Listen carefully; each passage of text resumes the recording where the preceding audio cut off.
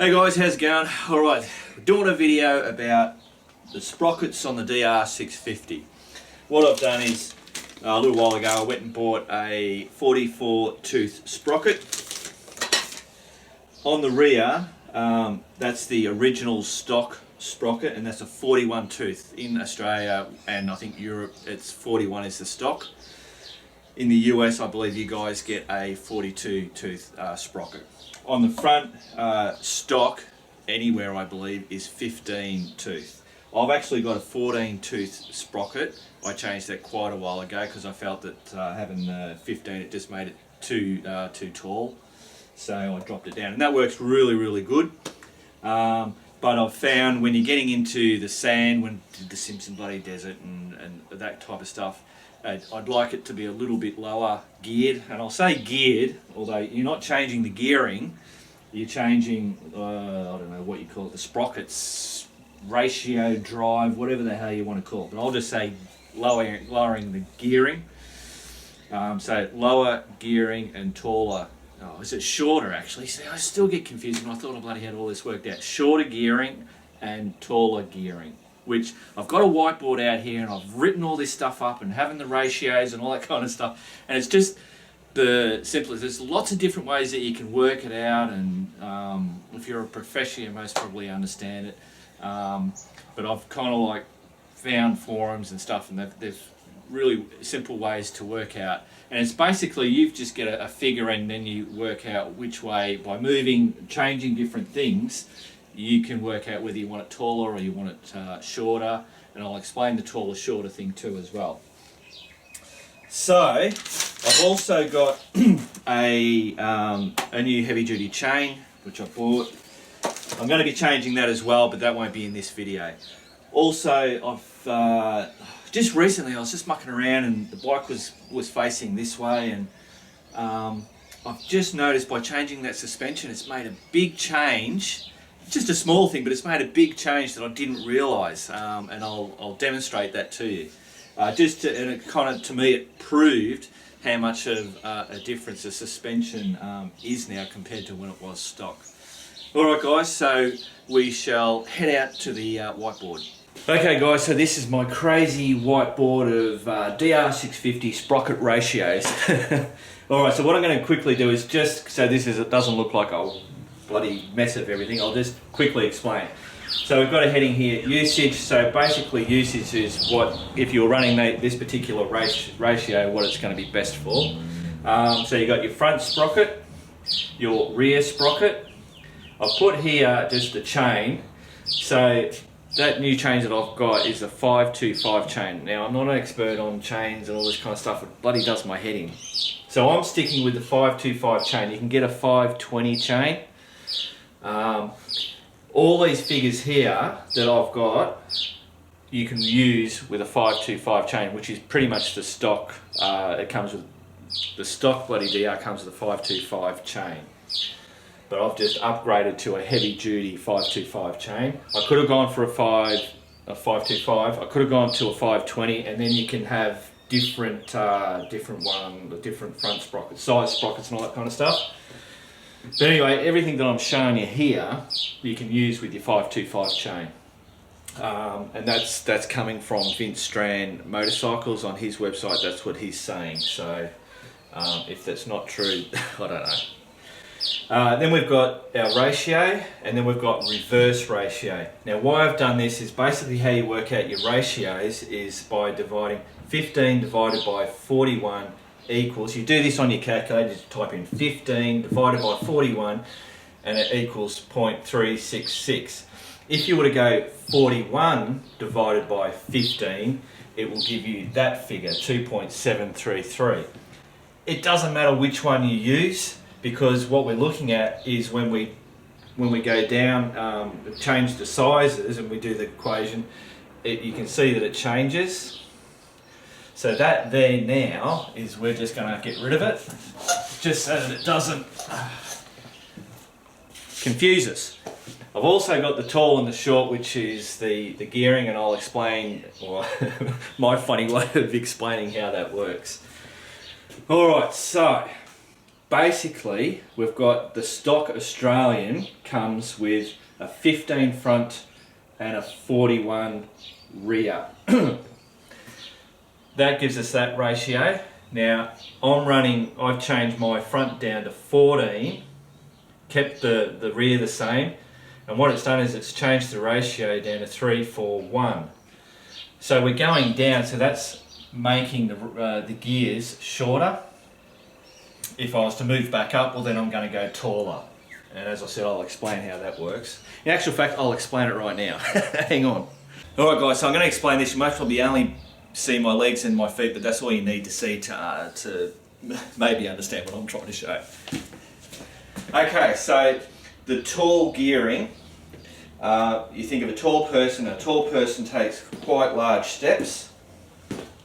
Now, if you're at idle speed and you've got the tall, trying to go slow while you're tall, it's very, so the bike's going, or you can't go very slow because you've got to keep that speed up. If you've got short gearing, think of a short person takes little steps. So they can go quite slow and be very steady, or you're thinking of the motor being very steady. So, and then if you go, okay, when you've got the long ones, that means you'll be going much faster at the higher speed and a lot, here's how you do it. The little person, or the short gearing, when you're going at 100 k's or whatever, the little short person's going like that. So what that means is that you're using, how do I do this? It's bloody crazy. If you've got short gearing, and let's say you're doing 100 k's an hour, and this is all fictitious, you're most probably doing 5,000 RPMs. Whereas if you had the tall, you would only be doing 3,000 RPMs. So if you're just riding on roads, commuting, doing long, touring roads, you'd want tall. If you're into single tracks and goat tracks and all that kind of stuff, the lower down, because you're not going to be travelling fast, so you want the shorter gearing. Hope that makes sense. Alright, back up there. Alright, so hopefully you guys bloody understood that. Alright, so that's how you work out your ratios.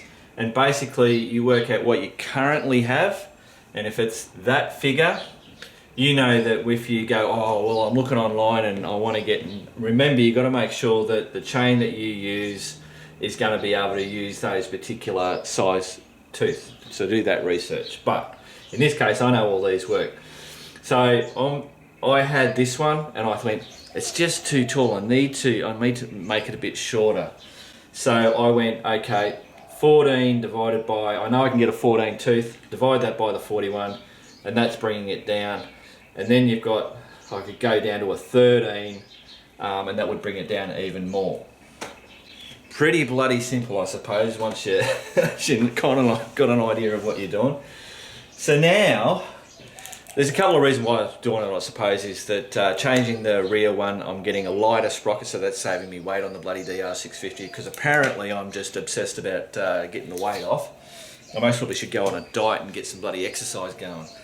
And take the weight off me instead of the bike. But then there was something else that I can play with and whatever.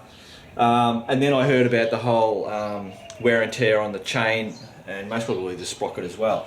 So by getting a 44 tooth rear sprocket, that essentially means to keep it pretty much the same as what I've got now, I can go back to using a 15 tooth on the front. But if I decide that I'm going to go into bloody Simpson Desert or somewhere where it's going to be deep sand or really rocky and bloody whatever, low speed stuff, I can change down to a 14, which essentially means that it'll be back to what I was up here and have pretty much the same ratio. If I was to go to a 13, on here I've got mountain goat. I mean, I don't think you'd ever need a bloody 13. Unless you're a bloody mountain goat, I suppose. All right, so I think that should They've explained it, if I've got it all right. All right, let's get back down there. Okay, apparently I'm a dickhead. I was just checking the footage, and I just realised I mentioned down here on the 14, having the 14 front and the 44 was going to be the same ratio as what I had before. It's not. I'm actually going shorter by having the 14. The 15 and the 44 is pretty much the same ratio as what I existingly had, but moving the 14 down, moving down to the 14 makes it a shorter, which is going to be great for the sand stuff. But I suppose where I was getting confused was that I'm keeping the front at a 14 as what I was up here. Now, I also mentioned about the wear and tear. I didn't explain that, so I'm just going to grab some stuff. All right, so that is the 15 tooth sprocket off the front, and that is a 13. I actually bought this and I was going to change it to do this ratio down here, but then I started looking at the 44 and starting to get it all through my head and working it all out, and I figured out that doing that was going to be the better option because of wear and tear. Now, whether this is a significant amount of wear and tear or it's just bloody, I don't know, fairies in the friggin' bloody sand, who knows. But if you look, so there's your, put that like that. Whoop, if you can see that. So obviously there's a diameter difference, and I think where the wear and tear, what they're saying, people are saying with the wear and tear is that the chain going around that smaller diameter is going to be more wear on it as opposed to going around a bigger diameter. That's basically the concept of it. All right, now we're really going back down there.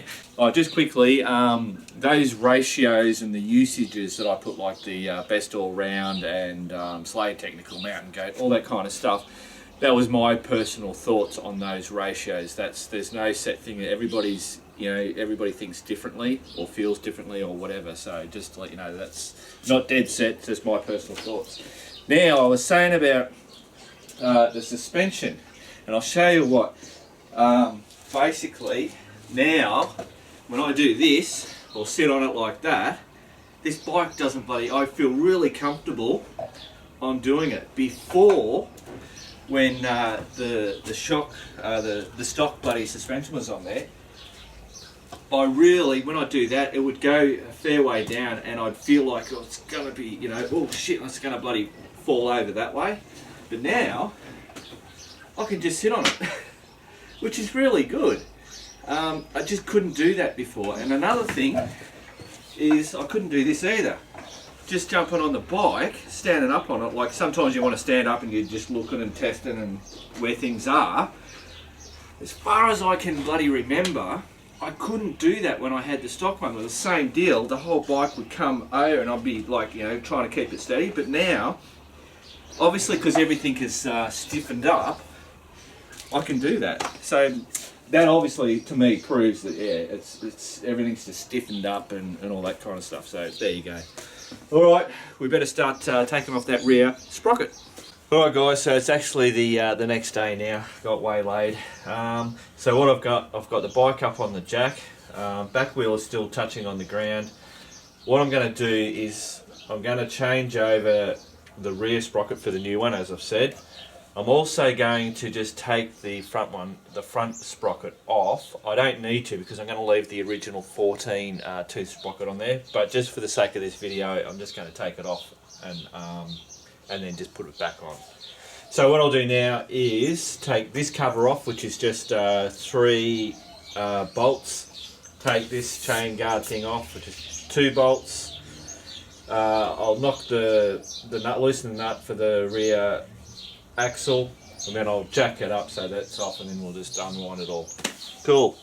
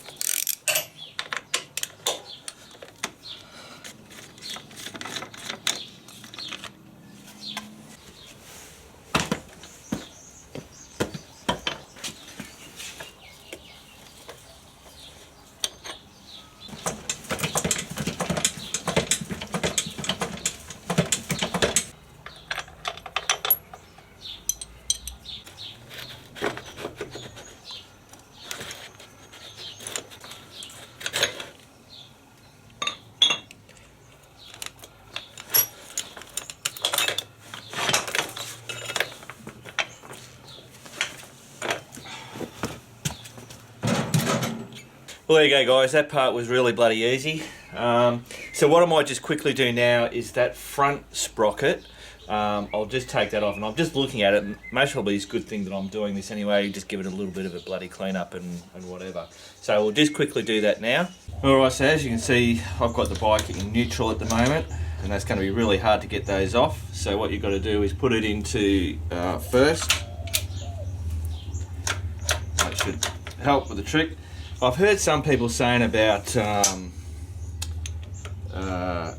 accident or starting the actual bike up. I mean, if you've got your ignition key turned off, and I suppose there's an added thing. Geez, they're pretty easy to come off. Your kill switch, I suppose, in the off position or on position. That would be the best thing to do, but I'd highly unlikely think that you're going to start the bike up by doing this.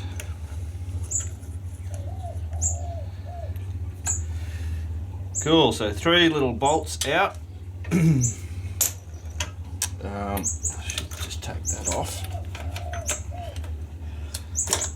Back there. And then this, oh actually I'll bring it in.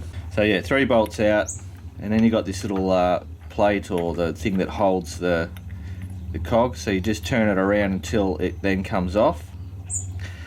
So I've got that off. Then we've got the little rubber washer thing, which sits in there like that. And then of course you've got that. And that's basically how easy it is. So there you go, guys. That's really simple to do that, the front sprocket. I mean, that'd be from start to finish, most probably, you know, 7 minutes. Let's call it 7 minutes. Let's be precise. 7 minutes and 35 seconds. To get it off and get another one on. So if you wanted to, because the whole thing when you go shorter and you've got to, what am I trying to bloody say? Let's say we want to go and ride the French line. Well, to get to the French line, you've got just thousands of kilometres of bloody road you've got to travel to, which is just, you know, easy tarred stuff to start with. Then you get onto the dirt roads, but they're all 100 k's, 110 k's an hour going for it. So why have your bike revving faster? I know when me and Ken did it, Ken had already changed his setup, so his ratio, he was better suited for the Simpson. But we noticed once we got to Marie and we were filling up, his bike was using more fuel than mine. And at the time we didn't know what was going on, but then we bloody twigged that because his bike was shorter geared, because of the sprockets, his bike was revving harder when we were going, which in turn was using more petrol. It was, I don't know, bloody litre, 2 litres or something like that. It was nothing really to worry about. But so you could use the, see, I'm going to be able to move back to the 15 to get this bike pretty much the same as what it was before. So I could have the 15 on there, stick that in my bag, the 14, and once we get up to, I don't know, Unadada or bloody Mount Dare, or even Dalhousie Springs, which is right where it's pretty much starts, so that French line, all the deep sand, you know, 7 minutes 35 seconds, you can have it changed over and have your bike geared down or shorter. There you go. All right, I'll stop fucking rambling on. All right, so now we'll have a look at the rear. All right, so the rear tyre, rear wheel. So there's our rear sprocket. So basically it just lifts off like that, and you'll see underneath here, there those cushions. Make sure, oh, there it is, that you leave all those in there and that they're all accounted for. What I'll obviously do before I put all this stuff back, everything gets a nice clean up and get rid of all the dirt and dust and bloody shit. Oh.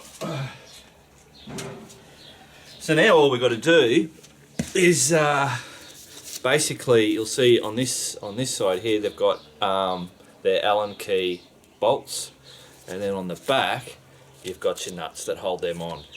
Now I'm not too sure, I'm pretty sure that they when you put them on you should use your blue Loctite to put it on. I've got some blue Loctite, so I'll do that. What was the other thing I was going to say? I was going to say something else. I'm sure. I don't know. Oh, that's what I was going to say. Some of you guys, while I'm doing this, you'll be thinking, oh, while you're doing that, you should be doing your wheel bearings and all that kind of stuff. I've actually got the front and rear wheel bearings to do both the tyres, but they're both in good nick. There's no wobbles, no nothing. So, you know, if it ain't broke, don't bloody fix it. Apart from if I was to go and do a really big trip or something like that, I'd say, okay, they are due to be bloody changed and I'll change them. But I'm just going to wait until I start to see maybe a bit of a sign or something like that. Or, you know, I'll run out of bloody videos to do and I'll do it. Alright, so to get these off, I mean, you can pretty much do this, you know, while it's sitting in the wheel, so that'll kind of like give you a bit of extra leverage to hold that on there. Or just chuck it on the bloody carpet. But I'm going to make it easy on myself and go into Nay's woodshed and put this in the vise and tackle them off. Let's go. Alright, so we'll whack this in here. I reckon I should be able to do this without having to turn it around. Now I reckon this rear sprocket's still in pretty good bloody nick. And I don't think putting that in the vise like that's gonna you know, wreck it or anything. I better get some bloody tools. Alright, so I got me tools. 12mm bloody spanner for the back of the sprocket, the bolt, or the nut. And an Allen key. I don't know what size that is, I can't read it. I just found one that fitted in the slot like that. So now, I've got to remember which way I've got to go. That way. Ah, that was easy. I was expecting that to be bloody hard. Alright, so I'm going to go around and just take all these off. I'll bring you in a bit closer just to see it. Alright, see if the second one's any bloody better. So that's that way and that way. Ah, bloody idiot, I was doing it up.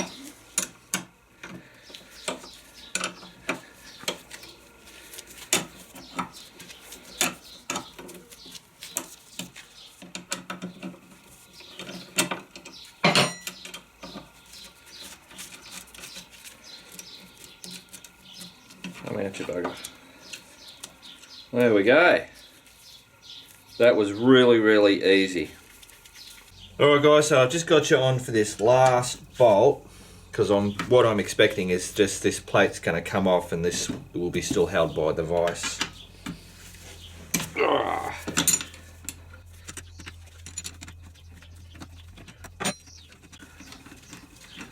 Jeez, I forget about my head bloody getting in the way.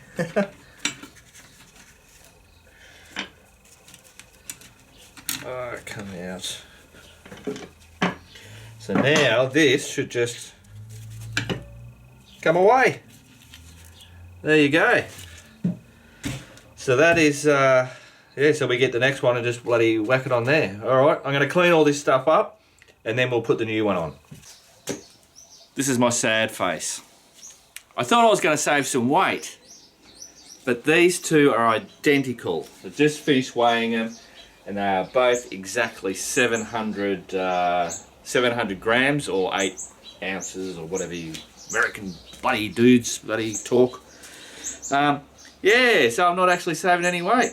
But I suppose, look on the positive, I haven't added any weight to it. Cool. Alright guys, I'm going to give you a quick look of how I do the cleaning up before I put everything back together. Now, I'm no expert, I don't know how it's supposed to be done, this is just what I logically think you should do, I suppose. Whether it's necessary or not, I don't know. This front sprocket's got a bit of rust on it, so I'm going to use that fine sandpaper stuff just to get that off. The bolts will just get washed using this contact bloody cleaner stuff. Same with the shaft, clean that, re-grease it. This thing that, I don't know what you call that, but that's what we took the rear sprocket off. You'll notice that I've got electrical tape wrapped around there and covering there. That's where the seal is on both sides. And this contact cleaner that I'm using, electrical contact, I'm not sure whether it's would kind of like get in through the rubber or affect the rubber. It's fine. Oh, good on you, dog. So I'm just covering those up because it sprays on and gets in everywhere. So same with on this here, just so I can spray all around there, and it works really good. And then once I can rip that tape off, and then I can put a little bit of grease just to clean it all up. All right, let's go.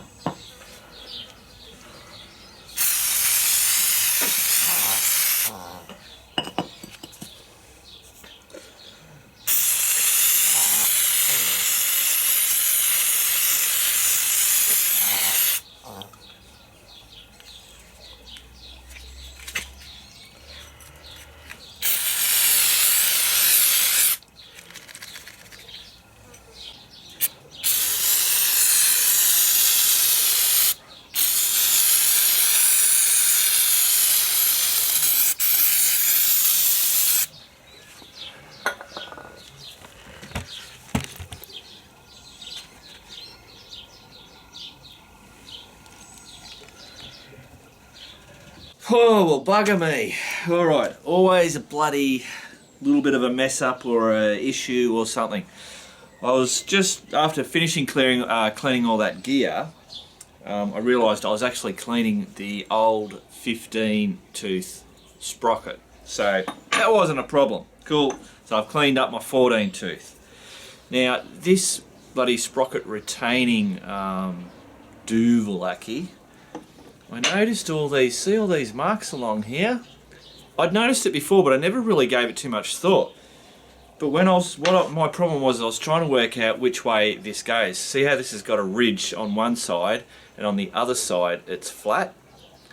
I went to have a look at my video to see which way I'd put it on or whatever, and anyway, I was looking at other videos and you just couldn't really tell, and they were all a little bit different. Some had numbers, some didn't have numbers, and then when you possibly could see the new one going on, they'd have it showed you like that. You couldn't see it without it. But anyway, as I was looking for that, I found that apparently, and I've been running like this and it's been fine, but when you have your stock 15 and this retainer, and I'll tell you that the ridged side goes in towards the bike, so then your retainer goes on the flat side. Now with the 15, see that diameter there, the chain comes around here and it doesn't hit this retainer, but apparently when you go down lower to a 14 and put it on there, as you can see, it's now closer, and my chain has actually been hitting that and has rubbed all that.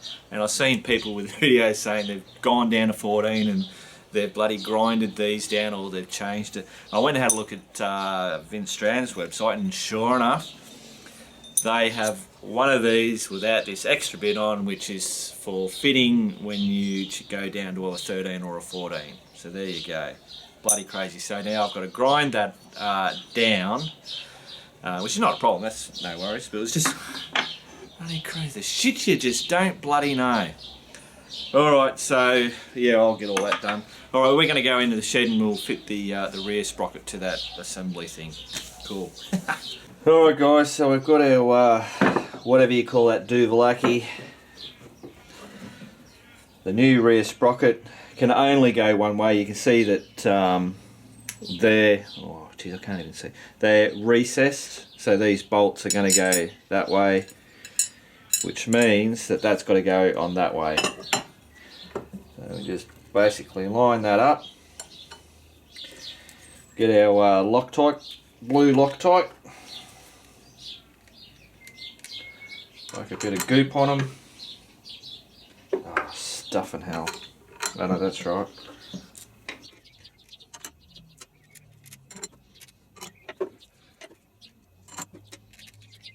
And then like that, and then hopefully I can hold that.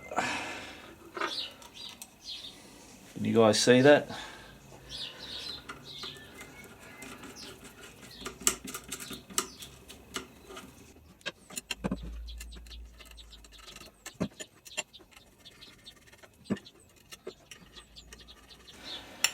Cool. Alright, so I just chucked this into the vise, and now I'll just get to tighten these up.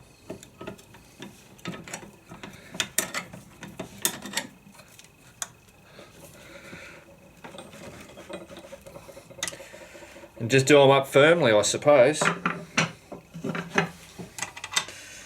Alright guys, I'll just continue doing up all these, and then I'll see you back in the man cave. So there you go guys, that is the rear sprocket swapped over from a stock 41 tooth sprocket to a 44 tooth sprocket. So all I've got to do is whack that back in here.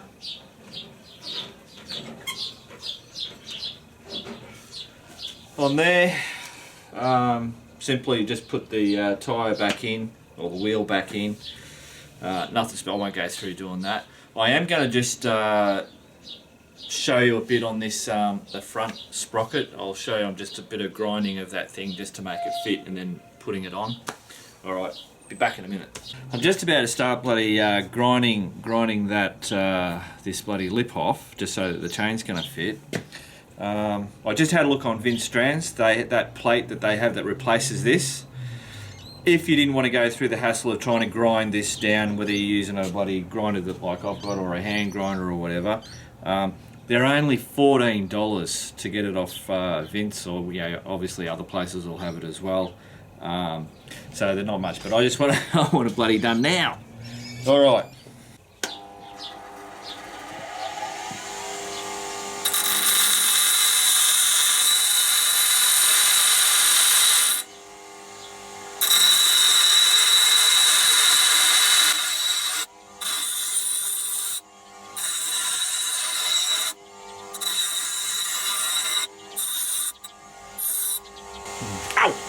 Jesus, that's bloody hot. Oh, turn that off. Oh. So, as you can see, can you see that? Oh, is it focusing? I don't know, it doesn't matter. But yeah, you can see that that's going to grind down. It'll just take me a little bit of effort. And a pair of gloves maybe, but I've got to be careful with gloves in this bloody thing, so, because it gets a bit hot. Alright, well there you go guys. I have grinded that down, as you can see there. Hopefully it's bloody focused. I've matched it up on here, and I believe, I haven't tried it with the chain yet obviously, if I match those holes up as best as I can, that should now give me enough clearance with the chain, but I'll find that out in a minute I suppose once I put that on. Now there was that washer that came off with this. That washer sat in that lip bit and then went on there. This washer now goes goodbye. Don't need it. As far as I can see, there is no need for that rubber washer. Cool, so let's get this bloody thing on. Alright guys, so I've smeared just bloody grease all over here and all around this, and also this piece, not as lubrication but basically as a protection type stuff.